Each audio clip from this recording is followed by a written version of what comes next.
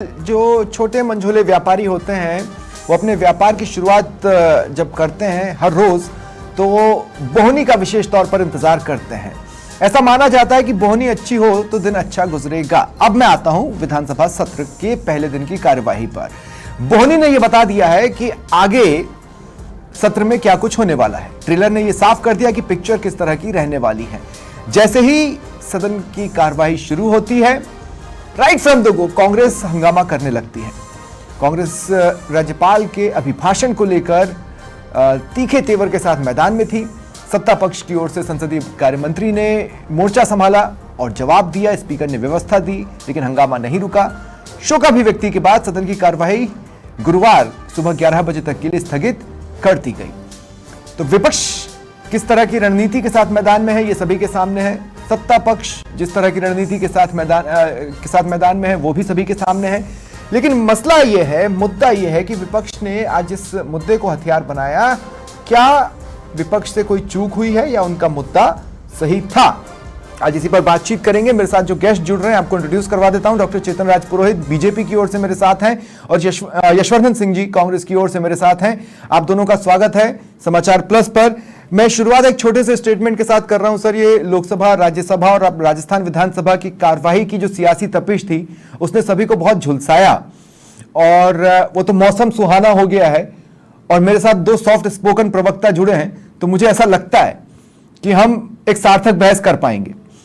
इस उम्मीद के साथ मैं बहस की शुरुआत कर रहा हूं। यशवर्धन भाई, अनुच्छेद 176 आर्टिकल 376 मैं हिंदी पर आपसे शुरुआत कर रहा हूं। राज्यपाल विधानसभा के लिए प्रत्येक साधारण निर्वाचन के पश्चात प्रथम सत्र के आरंभ में और प्रत्येक वर्ष के प्रथम सत्र के आरंभ में विधानसभा में या विधान परिषद वाले राज्य की दशा में एक साथ संवेद दोनों सदनों में अभिभाषण देंगे।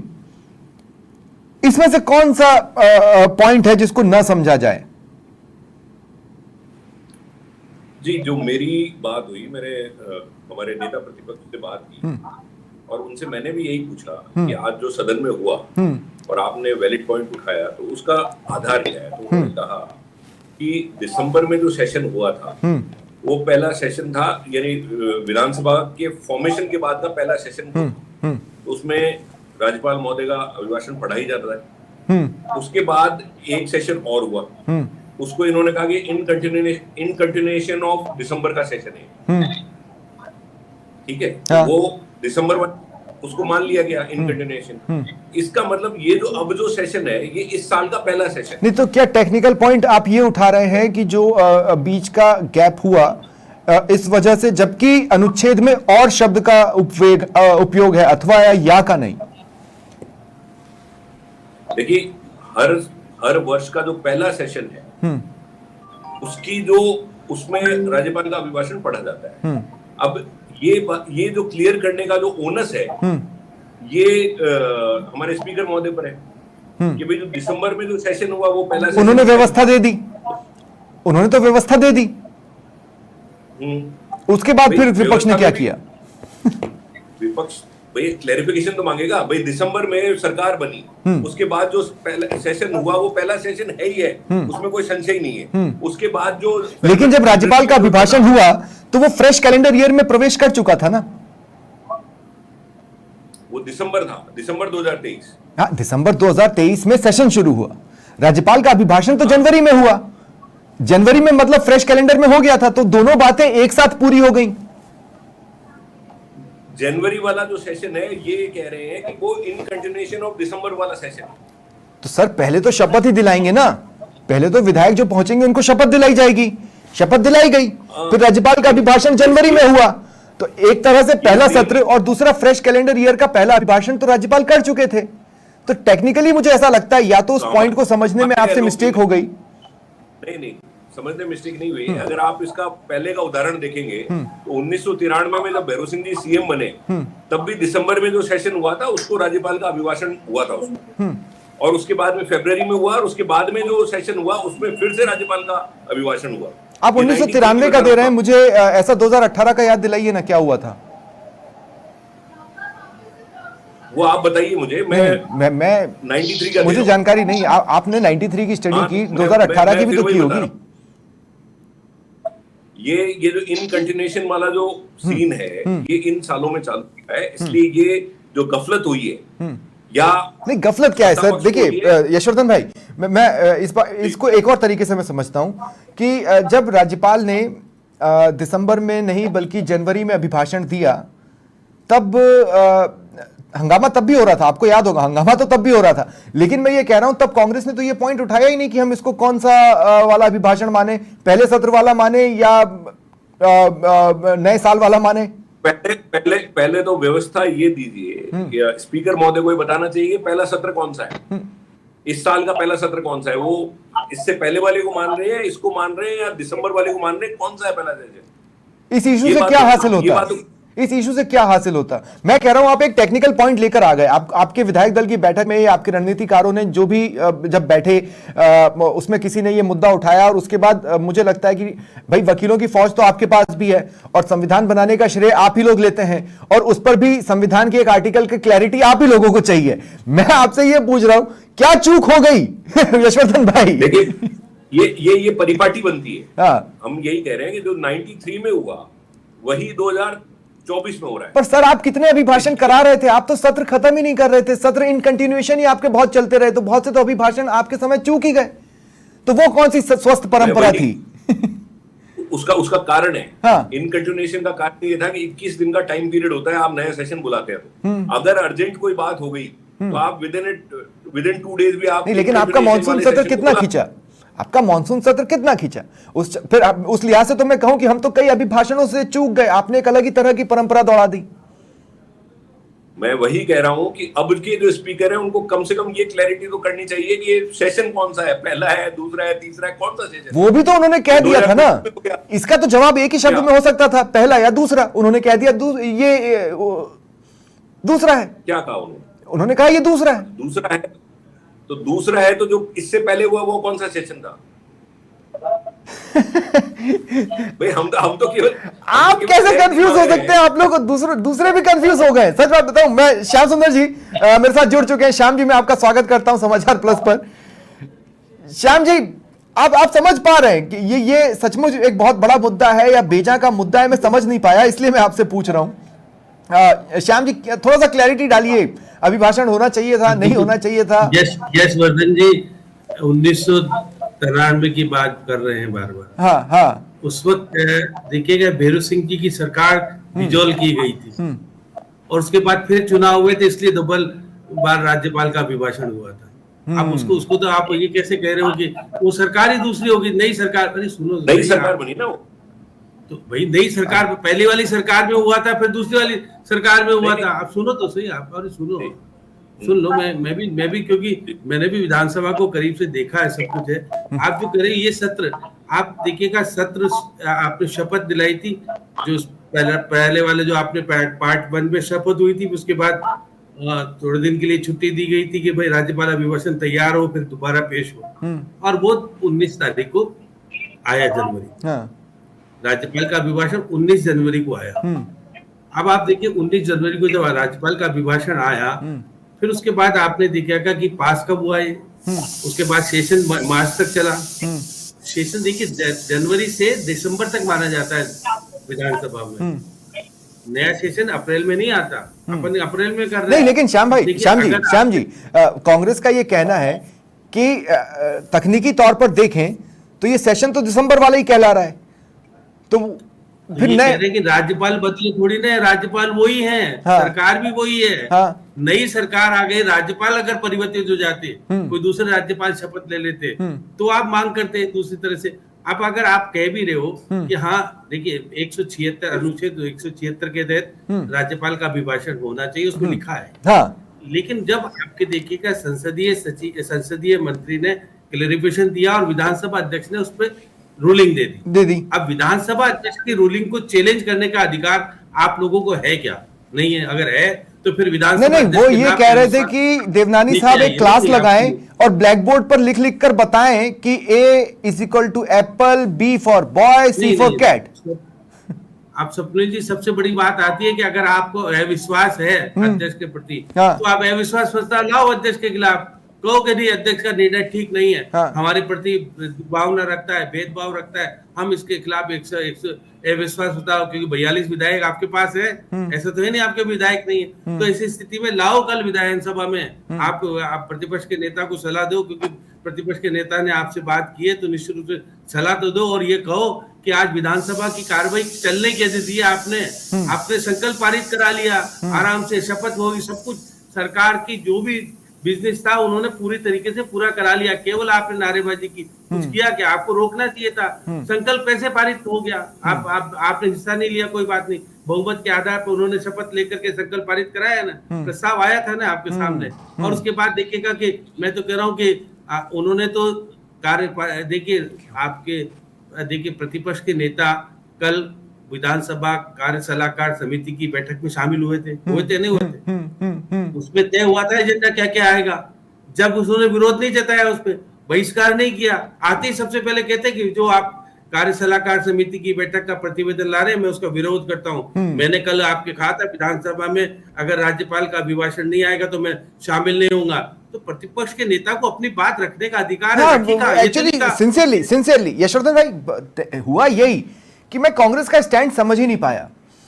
अभी हो क्या गया है कि पहले हमने लोकसभा में देखा और अब हम राजस्थान की विधानसभा में देख रहे हैं कि आपको नंबर्स मिल गए हैं तो आप ये दिखाने को उतावले हैं कि हम मजबूत हैं, पर हम जिम्मेदार विपक्ष हैं ये दिखाने का उतावलापन नहीं दिखा, मुझे कम से कम मुझे नहीं दिखा, मेरा ऑब्जर्वेशन है। अब मैं आपसे सेकंड पॉइंट पे आता हूं। राहुल गांधी का माइक बंद हुआ तो हम सबने सुना कि राहुल गांधी की आवाज कम हो गई है, माइक बंद है, माइक ऑडियो को कैच नहीं कर रहा है, वो हमने सुना। आज तो झूली साहब का माइक भगवान जाने उनको कैसे लगा कि बंद है। ये तो उन्होंने राहुल को कॉपी किया, ये तो उन्होंने राहुल की एक तरह से मिमिक्री की। अब मैं ये इसलिए कह रहा हूं क्योंकि उनकी आवाज तो क्लियर आ रही थी। तो आखिर कांग्रेस कर क्या रही थी? और सप्रीत जी देखिएगा, डॉक्टर सीपी जोशी तो प्रतिपक्ष के नेता का माइक का उसको बैठा ही देते थे, आपने देखा ना। अगली बार जो सीपी जोशी का व्यवहार था विधानसभा, क्या वो ठीक था क्या? स्वप्निल जी, यशवर्धन राज्यपाल महोदय का अभिभाषण एक तो जब नई सरकार बनती है तब होता है, किसी भी वक्त बने, और एक साल का जो पहला सेशन होता है उसमें होता ही होता है। ठीक है, अब ये इन कंटिन्यूएशन वाला जो कंफ्यूजन था, ये बात तो स्पीकर महोदय को बतानी चाहिए कि भाई ऐसा कैसे हुआ। नहीं तो क्या कल जब सर्वदलीय बैठक थी, जब दूसरी बैठकें थी, क्या उसमें कांग्रेस ने उसका विरोध किया था? मैं तो आज जो फ्लोर पे हुआ उसके विषय में बता सकता हूं। मैं वही तो बता रहा हूं, आप कल की बैठक के बाद ही तो आज फ्लोर में गए हैं। जो क्या होगा क्या नहीं होगा ये तो विपक्ष को बताया जाता है ना, विपक्ष को बताया गया था। क्या तब आपने अपनी आपत्ति रखी थी? अच्छा, डॉक्टर चेतन राज पुरोहित मेरे साथ जुड़ चुके हैं, मैं उनका भी एक बार रिएक्शन ले लूं, उसके बाद फिर मैं ये समझने की कोशिश करूंगा कि आर्टिकल 176 जिन्होंने बनाया वो 176 बना के कंफ्यूज कैसे हो गए। मतलब ये बड़ी अजीब सी दुविधा की स्थिति है। डॉक्टर चेतन राज पुरोहित, चेतन भाई मेरा आपसे ये सवाल है, मैं आपसे एक बात बोलूं, जो मैंने महसूस किया कांग्रेस को लेकर वैसे ही मैंने बीजेपी को लेकर भी महसूस किया।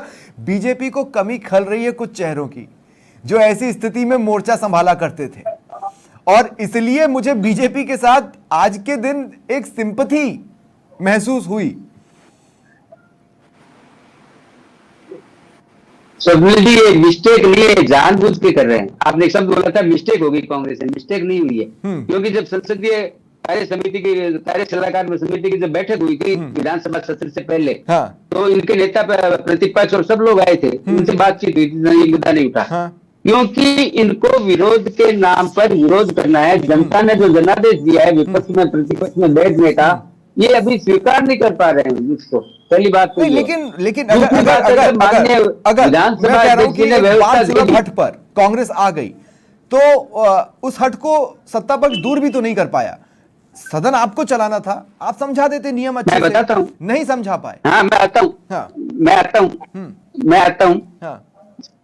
जागते हुए तो सोते हुए को जगाना आसान है, जो सोने का नाटक कर रहा है जागते हुए उसको जगाना बहुत मुश्किल है। कांग्रेस को सब पता है, लेकिन कांग्रेस का जो रिमोट कंट्रोल जैसे लोकसभा में चल रहा है, पहले हंगामा करना फिर राज्यसभा से भाग जाना, ये कांग्रेस की शुरू से रणनीति रही है, इसमें कोई दिक्कत नहीं है। मैं मेन बात पे आना चाहता हूँ, ये लोकतंत्र का मंदिर है स्वप्निल जी। यहाँ जनता बड़े अरमानों से अपने विधायक को चुन करके भेजती है। जिस प्रकार से अपन मंदिर में जाकर अपनी जो बात भगवान के सामने रखते हैं, वैसे ये लोकतंत्र का मंदिर है। जनता बड़ी गंभीर देखती है अपने विधायकों को, हमारे बारे में क्या बात रखेंगे, हमारे क्षेत्र के बारे में क्या समस्या रखेंगे। उन सभी बातों को देख करके तो जनता विधायक को चुनती है। और विधायक का काम क्या है? विधायक का काम यह है कि अपने क्षेत्र की समस्याओं को विधानसभा के पटल पर रखना और सरकार से हल करवाना, सरकार को सुझाव देना, रचनात्मक प्रतिपक्ष की भूमिका निभाना। नहीं, आता हूँ स्वप्न जी में आता हूँ। इन सब बातों से परे हट करके, इन सब बातों से परे हट करके केवल हंगामा करना मेरा मकसद है। मारवाड़ी में एक कहावत है, आपने सुना होगा, अगर नाड़ में टंटोले कहीं रोक काल जमाए। इनका जो बीमारी है वो आपका क्या फ्लोर मैनेजमेंट कमजोर पड़ गया? क्या आप इन चीजों को भाप नहीं पाए? आप इनके जवाब तैयार नहीं कर पाए? संसदीय कार्य मंत्री अपने जवाब में समझा नहीं पाए? स्वप्न जी, मैं आपको बता रहा हूँ ना, आप सुनिए। जिनको समझाना आसान है, जो समझना चाहते हैं। आज मैं टीवी पे देख रहा था किसी चैनल पे, मोइन मित्रा जो झारखंड से सांसद है, उन्होंने कहा कि राहुल, उनको जब पूछा, राहुल गांधी जी इशारा कर रहे थे हंगामा करो, वेल में आओ, तो आप लोग वेल में आ गए। तो उन्होंने कहा क्यों नहीं आएंगे, हमारे नेता एलओपी अगर हमारे को आदेश देते हैं कि वेल में आना है। ये लोकतंत्र के इतिहास में पहली बार ऐसा मौका आया है जिसमें एक एलओपी कहता है अपने सांसदों को आप हंगामा करिए, आप वेल में आइए। मैं इसी तरीके से आता हूँ। उनका नाम दूसरा मांझी है, मोइन मांझी है, ऐसा कुछ नाम उनका, मैं नाम हो सकता है गलत बोल रहा हूँ। हाँ। लेकिन मैं एक बात बताता हूँ, यही ट्रिक राजस्थान विधानसभा क्षेत्र में प्रतिपक्ष अपनाना चाहता है, अपना रहा है। मेरा निवेदन ये है कि प्रतिपक्ष की जो भूमिका, क्योंकि बड़ा पैसा खर्च होता है संसदीय कार्यवाही का। नहीं, एक्चुअली दिक्कत क्या है? विश्वास मानिए, उसमें अपनी बात रखे, संसदीय कार्य जो तक अपनी बात रखे। आज हमें बहुत लंबे समय तक ये लगता रहा कि यूपीए को कड़वे घूंट पीने पड़ रहे हैं, अब एनडीए को कड़वे घूंट पीने पड़ रहे हैं। स्वप्न जी, आज माननीय अध्यक्ष जी ने कहा है, स्वप्न जी, आज माननीय अध्यक्ष जी ने कहा है कि 92% सवालों के उत्तर आ गए मेरे पास। 92% आप कल्पना कीजिए। चेतन भाई 2 सेकंड, एक सीरियस सवाल, आप रचनात्मक विपक्ष की भूमिका निभाइए। एक सीरियस सवाल है चेतन भाई, मैं आपसे ये कह रहा हूं, आज देखने में ऐसा लगा कि 70 की संख्या 115 पर भारी रही, वो हंगामा कर ले गए। नहीं, मैं बार बार कह रहा हूं, 70 तो बहुत ज्यादा बता रहे हो आप। अगर 15 लोग भी बाहर से ये तय करके आए कि हमें तो हंगामा ही करना है, इसमें आपको यो सिस्टम नहीं है। अगर एक सटीक जवाब दे दिया जाता, मसला खत्म हो जाता। इसमें अधिकार है बोलने का।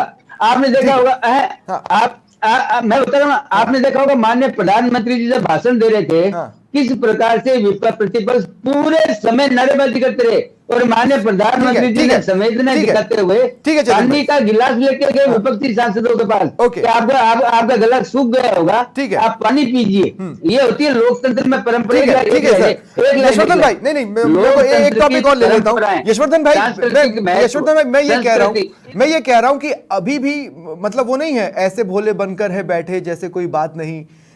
ये उस तरह की स्थितियां मत बनाइए।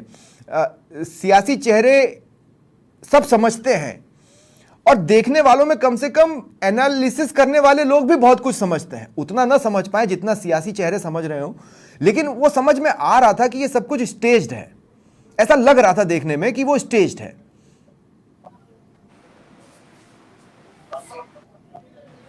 आपका सवाल मुझसे है? जी यशवर्धन भाई। स्वप्निल जी, राजपुरोहित साहब वेंकैया नायडू और सुषमा स्वराज जी का बहुत भयंकर विरोध कर रहे हैं। वेंकैया नायडू और सुषमा स्वराज जी का। कैसे? क्योंकि इन दोनों ने कहा कि लोकतंत्र में हमारा अधिकार है कि हम संसद को बाधित कर दें, नहीं काम करने दें, हम नहीं काम करने देंगे, ये हमारा लोकतांत्रिक अधिकार है। ये प्रेसिडेंस इनका सेट किया हुआ है। आप उसे फॉलो कर रहे हैं? दूसरी बात आती है, आप उसे फॉलो कर रहे हैं? मैं दूसरी नहीं, आप उसे फॉलो कर रहे हैं जो सुषमा जी ने कहा, जो वेंकैया नायडू जी ने कहा। आज जो वाकया हुआ, जब भी हम इन संसदीय प्रणाली में काम करते हैं तो उसमें प्रेसिडेंस देखते हैं कि इससे पहले क्या हुआ था। इससे नहीं, लेकिन यशवर्धन भाई एक बात बताइए ना, इतने समय तक आप संविधान की कॉपी लेकर घूमते रहे, इतने समय तक आप संविधान की कॉपी को लहराते रहे, अब आप ये कहिए कि हमने पढ़ा है समझा नहीं है, तो कैसे मानेंगे? तो अपने लिए मेरी बात सुनिए। इससे जस्ट पहले 1993 में ये की यही सिचुएशन थी। अरे पर वहां पे परिस्थितियां डिफरेंट थी, वहां पे परिस्थितियां डिफरेंट थी। अभी श्याम जी ने क्लियर किया, अब आप कहेंगे कि अभी भी समझ में नहीं नहीं। आया। कभी श्याम जी ने क्लियर किया है, श्याम जी ने क्लियर किया, नई सरकार बनी थी। हाँ, ऐसा का ऐसा ही सिचुएशन थी। नई अरे कहाँ नई सरकार बनी सर यहाँ पर? 1993 दिसंबर में बनी। हाँ। और बनते ही राज्यपाल का अभिभाषण उस वक्त हुआ। उसके बाद में इन कंटिन्यूएशन दूसरा सेशन हुआ, फिर जब तीसरा सेशन हुआ उसको नया सेशन माना गया, तब फिर से राज्यपाल का अभिभाषण हुआ। ये सेम की सेम ये की यही सिचुएशन थी। इसीलिए उसको कोट किया गया कि साहब जब 93 में ये का ये हुआ तो आज क्यों नहीं हो रहा है ये चीज। इस चीज को क्लैरिफाई करना चाहिए था। नहीं तो क्लैरिफाई तो सर मैं कह रहा हूं ना कि आप जब संविधान लेकर घूमते हैं तो हमें लगता था कि आप संविधान समझते भी हैं। अब ऐसा लग रहा है कि आपने सिर्फ संविधान पढ़ा है, आपने समझने की कोशिश नहीं की। आज समझाता कौन? समझाते स्पीकर समझाते हैं, लेकिन प्रेसिडेंट्स तो देखते हैं कि 1993 में ये की ये ठीक सिचुएशन है, हुई थी। ठीक है चेतन भाई, नया सेशन है। चेतन भाई यही मेरा पॉइंट था आपसे ये इस कि साल का बेसिकली पहला सेशन आप है। विपक्ष को ये इस साल एक का बात पहला समझा ही सेशन नहीं पाए। अब आप ये कह रहे हैं कि वो समझने को तैयार नहीं थे। मैं ये कह रहा हूं ऐसे 2-3 मौके आए जब स्पीकर देवनानी बोल रहे थे और सब सुन रहे थे। उस समय तो कांग्रेस भी चुप थी, लेकिन इसके बावजूद समझाया नहीं गया। मैं स्वप्न जी यही तो कह रहा हूं, ये खुलासा आज मैंने देखा गया है। प्री प्लान जब प्रतिपक्ष विधानसभा में आता है और जैसा हमारे मित्र ईश्वरदेव जी ने भी स्वीकार भी किया है कि हम उसी का पालन कर रहे हैं। इसका पालन करें, संसद को नहीं चलने देंगे, विधानसभा को नहीं चलने देंगे।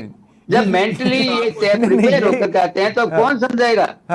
कौन समझाएगा? ठीक है। और बताऊं आपको, लेकिन विधायी कार्य रुकते नहीं है, विधायी कार्य चलते रहते हैं। लेकिन मैं एक बात जरूर कहना चाहता हूं, ये नुकसान हो रहा है उन विधायकों की, क्षेत्र की जनता का। ठीक है।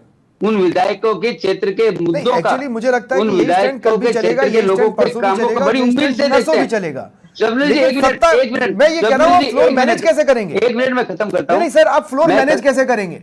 ऐसे तो बिल्कुल विपक्ष का हर चेहरा आप पर हावी दिखाई देगा और आपके चेहरे उनके पीछे कहीं दबे से दिखाई देंगे।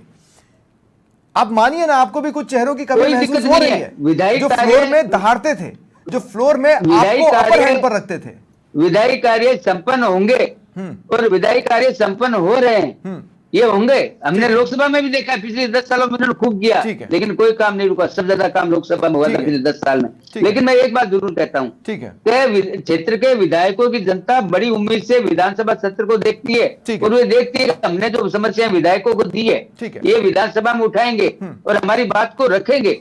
लेकिन अगर विधायक अगर अपनी बात नहीं रखेंगे तो जनता देखेगी और समझेगी। ठीक है, श्याम सुंदर शर्मा जी, 2 पॉइंट्स हैं जिस पर मैं आपसे क्लैरिटी चाहता हूं। एक तो लगातार तर्क पे तर्क देने की कोशिश, इसे आप किस रूप से देखते हैं? और दूसरा, मुझे ऐसा लगता है कि कांग्रेस अब जिस तरह से सेंट्रल लेवल पर बिहेव कर रही है, स्टेट मॉडल्स उसे फॉलो कर रहे हैं।